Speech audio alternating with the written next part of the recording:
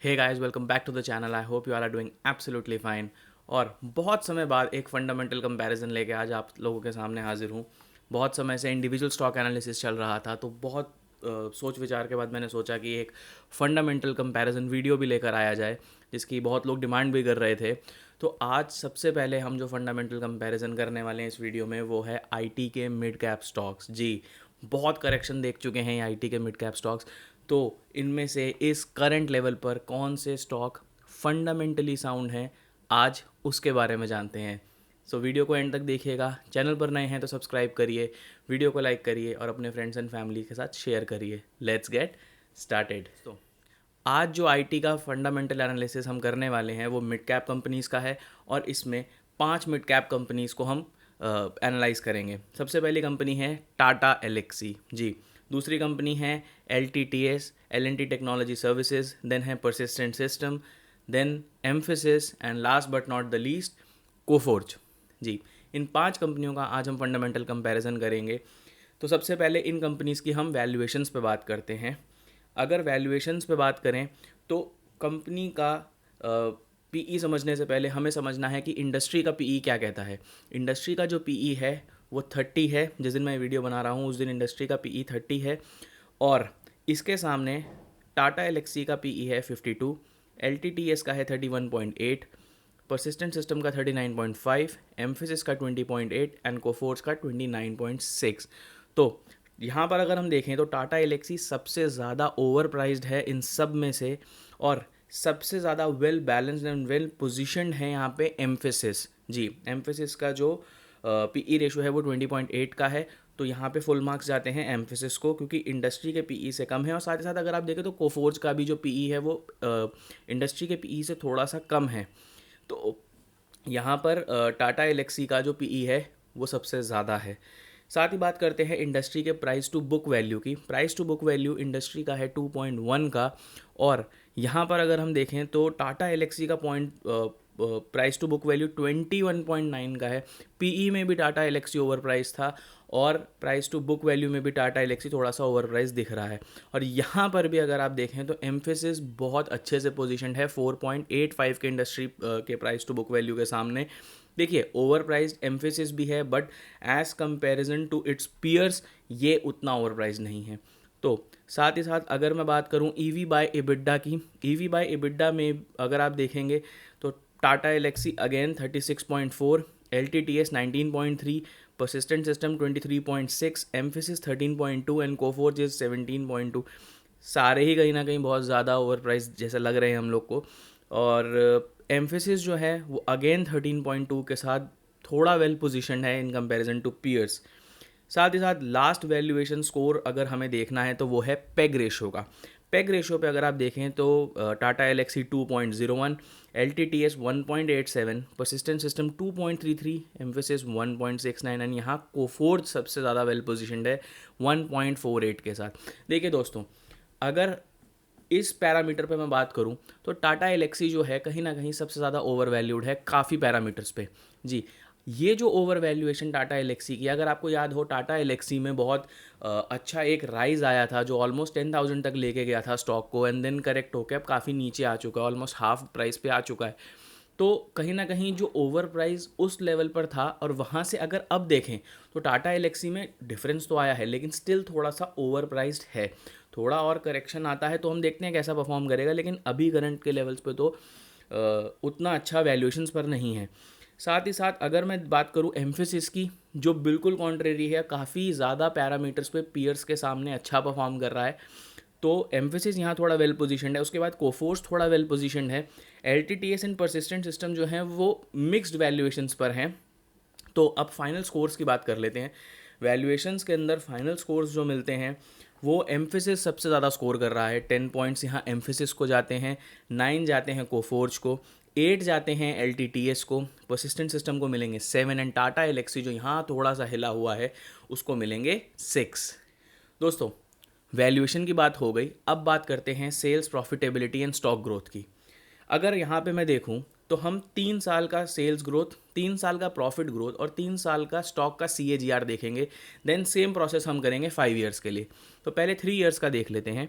3 years का stock growth अगर मैं बात करूं, टाटा एलेक्सी का 16% का सेल्स ग्रोथ रहा है, उसके सामने प्रॉफिट ग्रोथ रहा है 24% का। अगर 16% सेल बढ़ रही है तो 24% इनका प्रॉफिट बढ़ रहा है। साथ ही साथ स्टॉक का परफॉर्मेंस आप देखिए यार गाइस, यहाँ पे 114% का स्टॉक का परफॉर्मेंस है। हम सब जानते हैं टाटा एलेक्सी के स्टॉक ने जो एकदम स्काई रॉकेट हुआ था, उसका CAGR बहुत ज़बरदस्त दिख रहा है। तो स्टॉक परफॉर्मेंस तो बहुत ज़बरदस्त है। LTTS का सेल्स ग्रोथ 9% है, प्रॉफिट ग्रोथ 7% है, एंड पर स्टॉक का जो परफॉर्मेंस रहा है वो 42% का रहा है। तो स्टॉक ने अच्छा परफॉर्म करा है, बट सेल्स ग्रोथ और प्रॉफिट जो है वो सिंगल डिजिट है, तो ये थोड़ा सा मुझे एक इशू लग रहा है।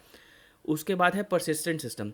Persistent System 19% sales growth, profit 27% and stock का CAGR 104%।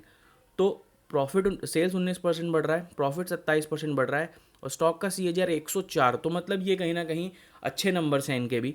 एम्फेसिस की बात करते हैं तो 16% सेल्स की ग्रोथ है, 10% प्रॉफिट की ग्रोथ है, और 39% इनके स्टॉक की परफॉर्मेंस है।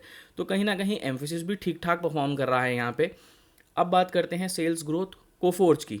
21% का सेल्स ग्रोथ है, जो सारे पीयर्स में सबसे ज़्यादा है।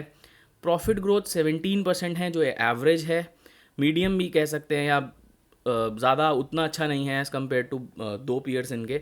साथ ही साथ स्टॉक की परफॉर्मेंस 49% है। देखिए यहाँ पे एक चीज़ नोटिस करने वाली है कि लास्ट 3 इयर्स में स्टॉक की परफॉर्मेंस ऑन एन एवरेज सबकी 35% से ऊपर रही है, पर दो स्टॉक ऐसे भी हैं जिनकी अबव 100% भी गई है, और बाकी स्टॉक ऐसे हैं जिनकी बिलो 50 है। इनको अलग अलग तरीके से हम देख सकते हैं कि दो स्टॉक्स ने परफॉर्म बहुत अच्छा करा है स्टॉक के कंपैरिजन में, और बाकी जो हमारे स्टॉक्स हैं रिटर्न उन्होंने भी अच्छे दिए हैं, लेकिन दो ने इतने अच्छे रिटर्न दे दिए हैं कि उनके रिटर्न हमें थोड़े फीके लग रहे हैं। बट ऐसा नहीं है यार, कोई भी स्टॉक अगर 30-40% CAGR का रिटर्न दे रहा है, दैट मीन्स वो कंसिस्टेंटली ग्रो कर रहा है। तो इस चीज़ को हमें देखना चाहिए ऐसे। तो मैं ये बोलूँगा कि यहाँ पर अगर आप देखें, सेल्स सबसे अच्छी कोफोर्ज की हुई है, प्रॉफिट ग्रोथ सबसे अच्छी परसिस्टेंट सिस्टम की हुई है, लेकिन स्टॉक का प्राइस सबसे ज़्यादा टाटा एलेक्सी का बढ़ा है। अब इसके आगे अगर मैं बात करता हूँ सेल्स ग्रोथ के 5 ईयर पैरामीटर पे, 5 ईयर पैरामीटर पे जब हम आते हैं तो Tata Elxsi, LTTS, Persistent and Mphasis सबकी सेल्स ग्रोथ 15% रही है। यानी ये एक ट्रेंड दिखा रहा है हमें कि 15% की सेल्स ग्रोथ इन सब की रही है, जो आपस में पीयर्स हैं, कंपेटिटर्स हैं। कोफोर्स थोड़ा सा मार्जिनली इनसे आगे निकल गया है 18% की सेल्स ग्रोथ के साथ। 3 ईयर में भी अगर आप देखें तो सेल्स ग्रोथ कोफोर्स की बहुत अच्छी थी, यहाँ पे भी अच्छी है। अब मैं बात करता हूँ प्रॉफिट की ग्रोथ पे। प्रॉफिट की ग्रोथ यहाँ पे अगर आप देखें तो टाटा एलेक्सी ने कमाल करा है, 26% की प्रॉफिट की ग्रोथ है यहाँ पे। LTTS 17, Persistent 17, Mphasis 12 and Coforge 20। तो यहाँ पर अगर आप देखेंगे तो प्रॉफिट बहुत अच्छा ग्रो हुआ है टाटा एलेक्सी का, इन कंपैरिजन टू पीयर्स बहुत अच्छा प्रॉफिट की ग्रोथ है। स्टॉक के CAGR की अगर बात करूँ तो फिर से यहाँ पे टाटा एलेक्सी 43% की गाय स्टॉक की ग्रोथ है, LTTS की 22% की है, परसिस्टेंट सिस्टम की 47% की है, और एम्फेसिस की 16% की है, एंड कोफोर्स की 34% की है। तो यहाँ देखिए टाटा एलेक्सी ने स्टॉक ने फिर से यहाँ अच्छा परफॉर्म करा है, बट परसिस्टेंट सिस्टम का जो स्टॉक है वो यहाँ पर भी जैसे 3 इयर्स में 105% पे था, यहाँ पर भी 47% की ग्रोथ पर है। तो परसिस्टेंट सिस्टम और टाटा एलेक्सी के स्टॉक्स ने 3 एंड 5 ईयर्स पैरामीटर पे रिटर्न बहुत अच्छे दिए हैं, ज़बरदस्त रिटर्न दिए हैं। बाकी जो हमारे स्टॉक्स हैं उसके बाद आते हैं कोफोर्ज, देन है LTTS, और उसके बाद है एम्फेसिस। तो यहाँ पे स्टॉक के रिटर्न की अगर मैं बात करूँ तो एम्फेसिस का जो रिटर्न है 3 इयर्स एंड 5 ईयर पैरामीटर पे कम दिख रहा है एज़ कम्पेयर टू बाकी पीयर्स। तो ये चीज़ हमें नोट करनी है कि यहाँ पे कौन सा स्टॉक कितना अच्छा परफॉर्म कर रहा है।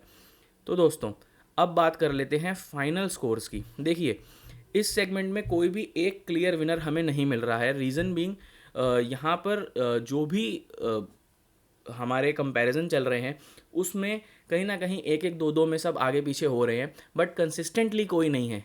तो इसके अकॉर्डिंग अगर हम स्कोर्स की बात करते हैं, टाटा एलेक्सी को मिलता है 9, LTTS को मिलता है 8, परसिस्टेंट को मिलता है 9, एम्फेसिस को मिलता है 7 एंड कोफोर्स गोज टू 9। तो ये था sales profitability and stock CAGR का रिजल्ट। दोस्तों सेल्स, प्रॉफिटेबिलिटी और स्टॉक की ग्रोथ देखने के बाद अब हम बात करते हैं रिटर्न एंड अदर रेशियोज़ की। जी, रिटर्न एंड अदर रेशियोज़ के अंदर हमारा debt to equity ratio, dividend yield, ROE और ROCE आएगा। तो सबसे पहले हम बात करते हैं डेट टू इक्विटी रेशियो की। डेट टू इक्विटी रेशियो के अंदर टाटा एलेक्सी का डेट है 0.11 का, LTTS का है 0.10 का, परसिस्टेंट का है 0.21 का, एम्फेसिस का है 0.15 का। तो और कोफोर्ज की अगर बात करूँ तो 0.27 पर कोफोर्ज है। तो कहीं ना कहीं सबका डेट मिनिमल है, लेकिन स्टिल डेट है सबकी बैलेंस शीट पे थोड़ा बहुत। बट ऐसा नहीं है कि ये लोग डेट पे नहीं कर सकते या इस डेट की वजह से कोई इनके ऑपरेशंस में प्रॉब्लम आए या बैलेंस शीट ख़राब हो रही है, ऐसा नहीं है। साथ ही साथ बात करते हैं डिविडेंड यील्ड। जैसा सब जानते हैं कि आईटी कंपनीज बहुत अच्छा डिविडेंड पे करती हैं। तो डिविडेंड यील्ड अगर देखा जाए, टाटा एलेक्सी 0.71% का डिविडेंड यील्ड, LTTS 0.74 का, परसिस्टेंट सिस्टम का 0.67 का, एम्फेसिस का 2.56 का, कोफोर्स का 1.36 का। डेट टू इक्विटी सबसे कम था LTTS का। डिविडेंड यील्ड सबसे ज़्यादा है एम्फेसिस की, 2.56 की डिविडेंड यील्ड है इनकी। तो मतलब सबसे ज़्यादा डिविडेंड जो यहाँ पे दे रहा है वो एम्फेसिस हमें दे रहा है। ROCE और ROE में बात करते हैं, टाटा एलेक्सी का ROE है 37.2 का, जी 37.2 का। LTTS का है 24.5 का, परसिस्टेंट का है 21.5 का, एम्फेसिस का 21.2 का, कोफोर्स का 25.4 का। तो ROE में तो टाटा एलेक्सी भाई क्लियर विनर है। ROCE की बात करूं तो 47.7 का ROCE टाटा एलेक्सी का है। तो टाटा एलेक्सी यहाँ पर भी बहुत स्ट्रॉन्ग दिख रहा है। LTTS 30.8, परसिस्टेंट 26.3 का, एम्फेसिस का 27.4 का और कोफोर्स का 32.1 का। तो अगर मैं बात करूं, देखिए डेट टू इक्विटी में LTTS सबसे अच्छा है, सबसे कम डेट इनकी बैलेंस शीट पर है, सबसे ज़्यादा डेट कोफोर्स की बैलेंस शीट पर दिख रहा है। डिविडेंड यील्ड की अगर मैं बात करता हूं तो एम्फेसिस का डिविडेंड सबसे ज़्यादा है और सबसे कम परसिस्टेंट का है। ROCE की बात करूं, सबसे अच्छा ROE जो है वो टाटा एलेक्सी का है और उसके बाद सबसे ख़राब जो है वो एम्फेसिस का है। ROCE की बात करूं तो 47.7 का अगेन टाटा एलेक्सी का है। एंड सबसे ज़्यादा जो वीक दिख रहा है वो यहाँ पे परसिस्टेंट दिख रहा है। ऑल दो 26.3 इज़ नॉट वीक, बट हाँ अगर टॉप परफॉर्मर 47 पर है तो 26 फिर उसके सामने वीक दिखता है। अब बात करते हैं फाइनल स्कोर्स के इस सेगमेंट के। रिटर्न एंड अदर रेशियोज़ के फाइनल स्कोर हैं, Tata Elxsi 10, LTTS 9, Persistent System 7, Mphasis 8 and Coforge 9। दोस्तों हमने तीनों सेगमेंट कवर कर लिए हैं।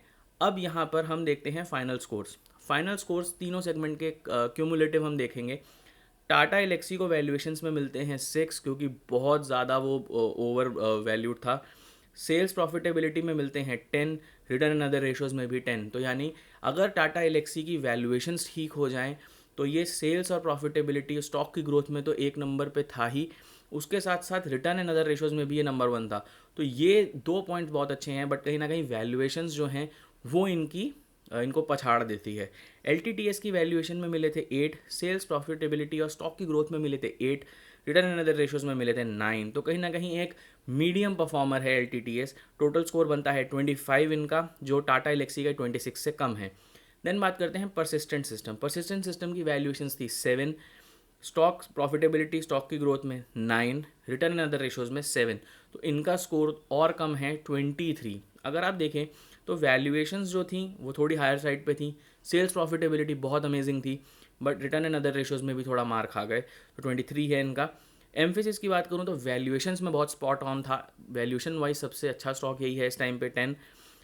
सेल्स प्रॉफिटेबिलिटी में कहीं ना कहीं पीछे हो जाता है, तो यहाँ पे 7, रिटर्न एंड अदर रेशियोज में ये 8 पर है, तो इनको मिलते हैं 25 पॉइंट्स।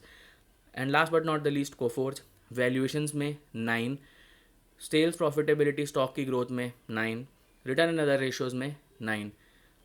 यहाँ पर अगर आप देखें तो कोफोर्ज ने किसी भी पॉइंट पर टॉप नहीं करा है, 10 का स्कोर इनको नहीं मिला है।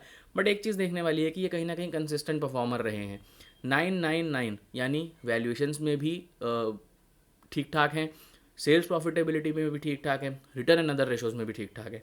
तो इनका स्कोर होता है 27 और कोफोर्ज उसके अकॉर्डिंग यहाँ पर एक विनर बन जाता है। पर मैं आपको एक पर्सनल एडवाइस यहाँ देना चाहूँगा। मेरा सजेशन ये है कि कभी भी आप आईटी कंपनीज़ को अगर आप अपना प्रॉस्पेक्ट बनाते हैं या आईटी कंपनीज़ को लेकर आप कभी भी सोचते हैं उनको बाय करने का या कुछ भी, देखिए बहुत सारे अलग अलग एस्पेक्ट से आईटी कंपनीज़ को देखा जाता है। वो डिविडेंड देती हैं, फ्यूचर में सब हम जानते हैं कि आईटी का स्कोप बहुत ज़्यादा है। पर साथ ही साथ मैं आपको ये चीज़ भी बोलूँगा कि आईटी कंपनीज़ इंडिया के अंदर इतनी ज़्यादा हो चुकी हैं कि वो एक दूसरे के कॉम्पिटिटर जैसी हो चुकी हैं।